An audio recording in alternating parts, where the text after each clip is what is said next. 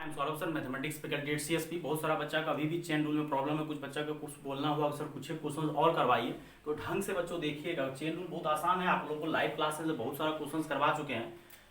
कुछ क्वेश्चन देखिए क्या है चेन रूल में। बहुत बच्चा को चेन रूल में जो प्रॉब्लम हो रहा है, नहीं होना चाहिए लेकिन फिर भी प्रॉब्लम हो रहा है। देखिए ई की पावर एक्स का डिफरेंशिएशन होता है ऐसे सोचिए कि ई की पावर एक्स का डिफरेंशिएशन होता है ई की पावर एक्स। अब लफड़ा देखिए कहाँ पे आएगा। अगर आपको e पे पावर ax दे दिए, अब लफड़ा स्टार्ट हो गया। तो e पे पावर x का डिफरेंशियल वही का वही होता है, तो e पे जो पावर है वो आप नीचे छाप दीजिए, वो करना पड़ेगा।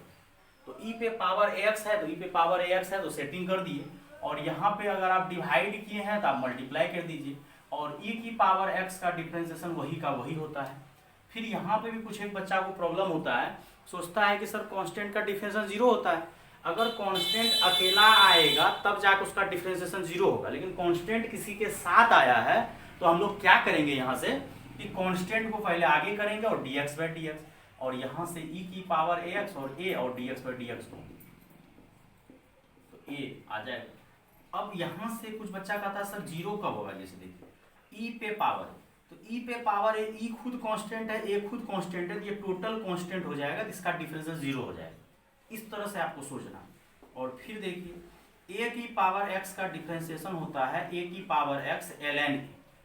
तो अगर आपको a की पावर x का फॉर्मूला याद है, ये लॉग एग्जांपल समझिए या फॉर्मूला समझिए, तो अगर आपको 2 की पावर x बोलेगा तो 2 की पावर x ln 2 हो जाएगा। अब इसी में बच्चों कुछ अच्छा क्वेश्चन एक देते हैं, इस पर्पस समझाने का पर्पस यही था, थोड़ा एक अच्छा क्वेश्चन बढ़िया वाला देते हैं। पूछा जाता है डिफरेंशिएशन ऑफ e की power ax into sine bx दे दिया। तो e की पावर ax, यहाँ भी x होना चाहिए, यहाँ पे साइन x रहता तो जल्दी बन जाता, लेकिन यहाँ पे ax पावर दे दिए, यहाँ पे साइन के साथ bx दे दिए। तो बच्चों यहाँ से क्या करेंगे, फर्स्ट को डिफ्रेंशिएट करते हैं। रूल तुम लोग यही पढ़े हैं कि फर्स्ट को डिफ्रेंशिएट करो, सेकेंड को छोड़ दो प्रोडक्ट को, और एक बार में एक ही का डिफरेंशिएशन कर सकते हैं। अब क्या करो, फर्स्ट को छोड़ो और सेकेंड को बच्चों क्या करो, डिफरेंशिएट करो, कर दो आराम से, कोई हड़बड़ाने का जरूरत नहीं है।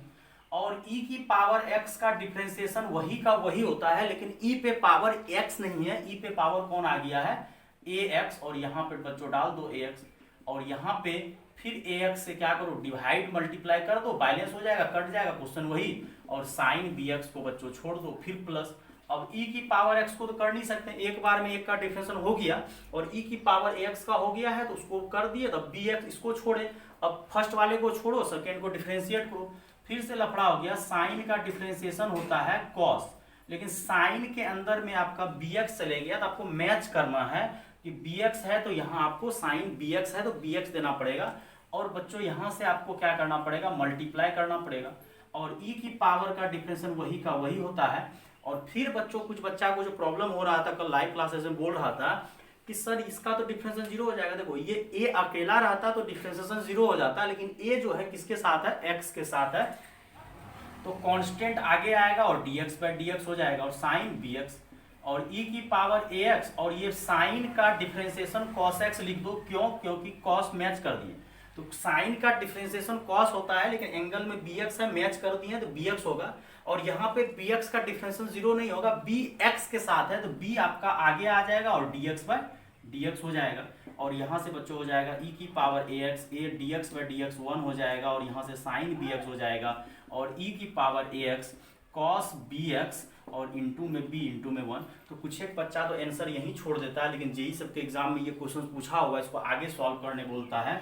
तो e की पावर ax तो कॉमन आ रहा है, और यहाँ से a sine bx b cos bx हो जाएगा। यहाँ तक तो सबको समझ में आ जाता है। इसके आगे क्या करते हैं, square root of a square plus b square से मल्टीप्लाई डिवाइड कर देते हैं, तो यहाँ पे हो जाएगा a square plus b square sine b x, और यहाँ पे हो जाएगा b divided by a square plus b square cos b x. ठीक, अगर आप ये साइन ऑलरेडी अवेलेबल है, अगर आप इसको कॉस अल्फा मान लीजिएगा तो ये ऑटोमेटिक आपका साइन अल्फा हो जाएगा। ऐसा क्यों होगा, क्योंकि अगर आप राइट एंगल ट्रायंगल बनाइएगा तो इसको अल्फा अगर लिखिएगा, अगर ये बेस ए है, परपेंडिकुलर बी है, तो ये under root a square square root हो जाएगा, और कॉस अल्फा का फॉर्मूला हो जाएगा ए बटन, ऑटोमेटिक ये बन जाएगा। और यहाँ से बच्चों क्या करेंगे, e की power ax square root a square plus b square, और फाइनल लिख देंगे साइन ऑफ साइन के फॉर्मूला में तोड़े, कॉस में क्या हो जाता है ना, बदतमीजी हो जाता है, प्लस में माइनस ले लेता है, और इसको लिख देंगे bx प्लस अल्फा।